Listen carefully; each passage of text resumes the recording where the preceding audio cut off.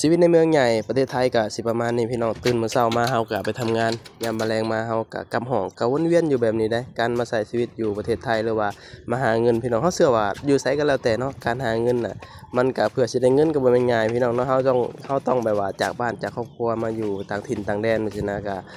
หลายคนก็คือกันแหละพี่น้องเนาะเฮาเชื่อว่าคนลาวหลายคนก็จากบ้านจากหยังแหละมาหาเงินหาทองเนาะด้วยความแบบว่าอยากได้อยากมีผู้ใดก็ได้บ่ว่ากันแหละพี่น้องเนาะ ตอนนี้ก็สิแวะซื้อของไปผัดใส่หมูใส่ไก่ก่อนพี่น้องมื้อนี้รู้สึกว่าอยากกินแบบว่าพวกแบบว่าผัดใส่แบบดอกต้นหอมจังซี่นะมันสิออกหวานๆพี่น้องตอนนี้เฮาก็ได้มาเป็นที่เรียบร้อยก็สิเดินทางไปทำงานแล้วพี่น้องเนาะก็มื้อนี้ก็ถือว่าเป็นมื้อที่เงินเดือนออกเนาะเฮาเชื่อว่าหลายคนก็เป็นมื้อที่แบบว่ารอคอยหั้นนะพี่น้องปะบ้านนี้เฮาก็สิเดินทางไปทำงานเลยพี่น้องเนาะก็สู้ๆเนาะเป็นกำลังใจให้สำหรับคนที่